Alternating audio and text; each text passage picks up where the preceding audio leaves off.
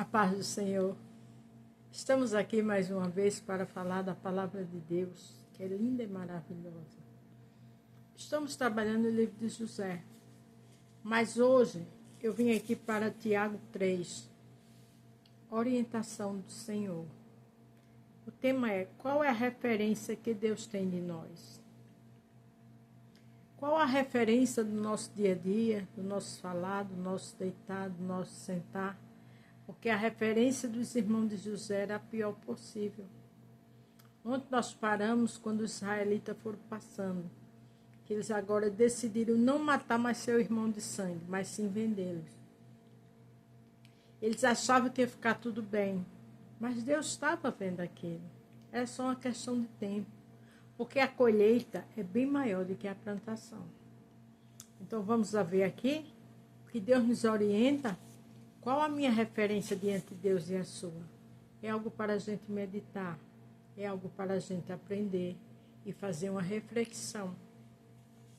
Tiago 3, do 1 ao 18.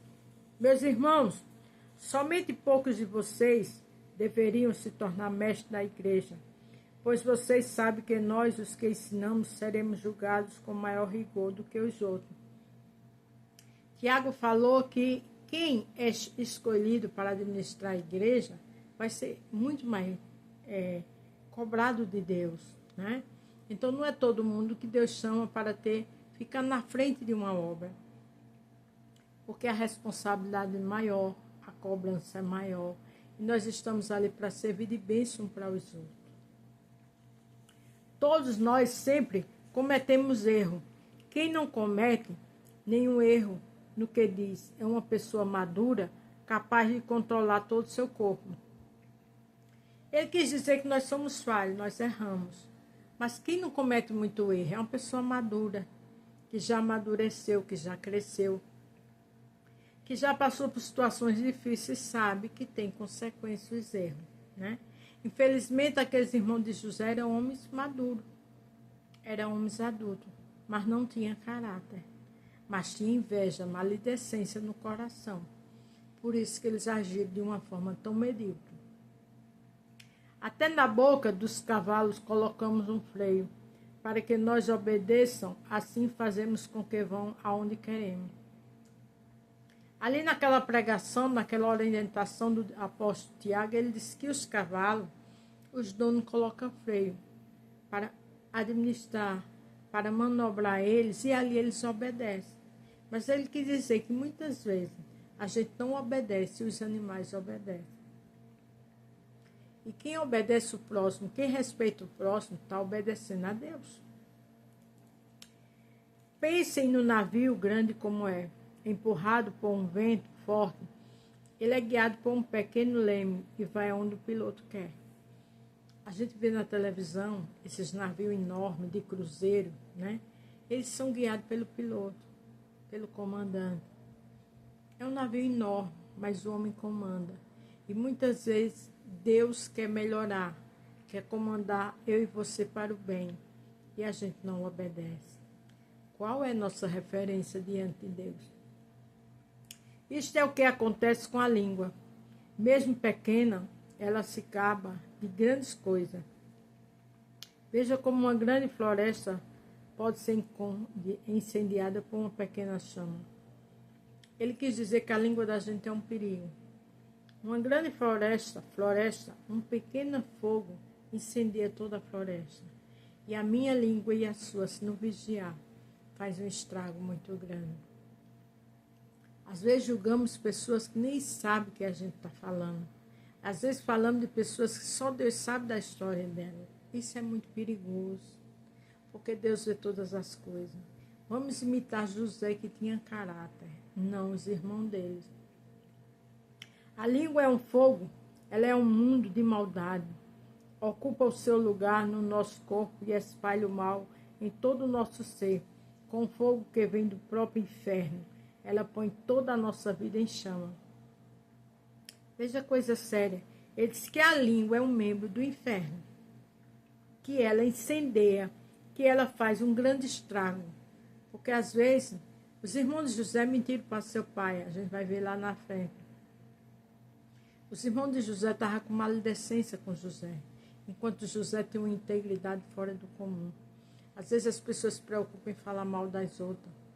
Vão para passear, para restaurante, para tantos lugares só para falar mal de alguém. Cuidado, porque Deus está vendo todas as coisas. O ser humano é capaz de dominar todas as criaturas e tem domínio dos animais selvagens, os pássaros, os animais que arrastam pelo chão e pelos peixes. Mas ninguém ainda foi capaz de dominar a língua.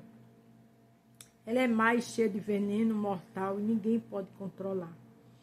Ele disse que os homens controlam até os animais selvagens, mas não controlam a sua língua.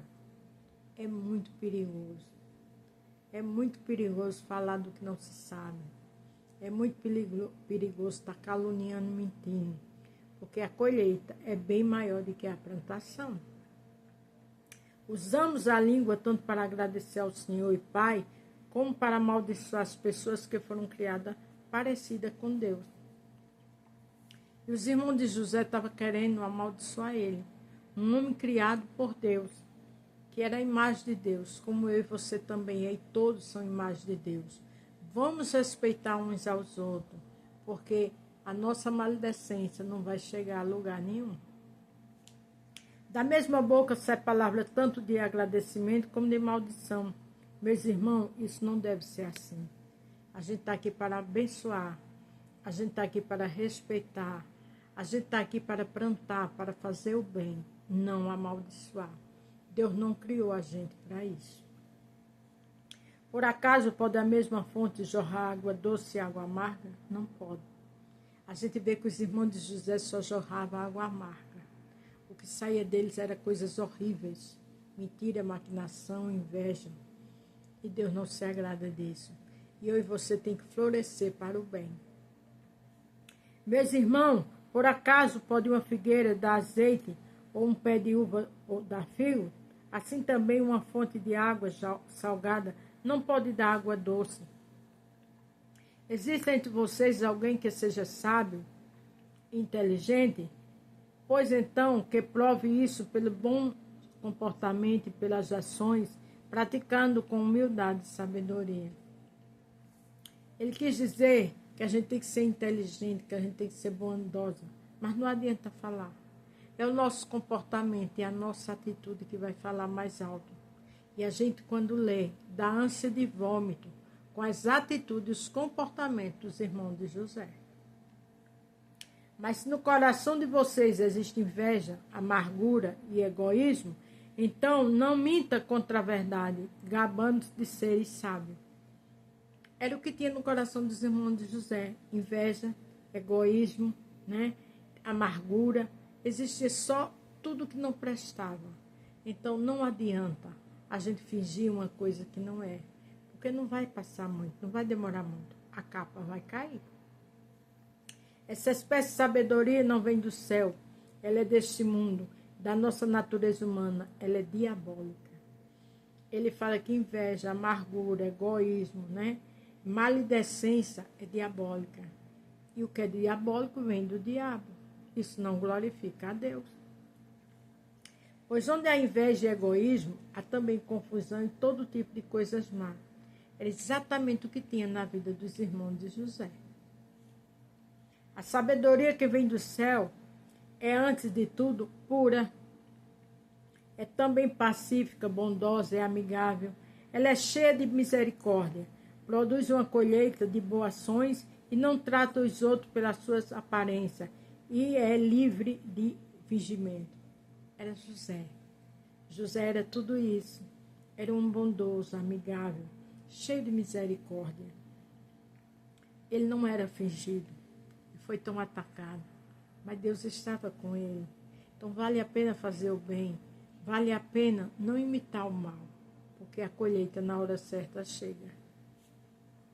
Pois a bondade e a colheita produz pelas sementes que foram plantadas pelos que trabalham em favor da paz. Aqui diz que a colheita e a bondade, ela produz pela semente. Tem a semente da bondade e da colheita, e depois vem a colheita, que foi plantada pelo trabalho. Vamos plantar amor. Vamos plantar o que é bom. Vamos ter cuidado com nossa língua, porque tudo que a gente planta, a gente colhe. E aquela maldade, aquela maledicência dos irmãos de José, era só questão de tempo. Eles iam colher, porque Deus é justo. Porque Deus quer o melhor de mim e de você. Deus não fez a gente para estar com mau caratismo. Deus não fez a gente para com inveja, com maledicência, com a nossa boca usando para amaldiçoar o próximo, com inveja, com mentira. Não fez. Deus não fez ninguém para viver de capa, porque na hora certa Ele cobra. Então pense no tema, qual a referência que Deus tem de mim e de você? Vamos melhorar? A paz do Senhor, fique todos com Deus e até amanhã.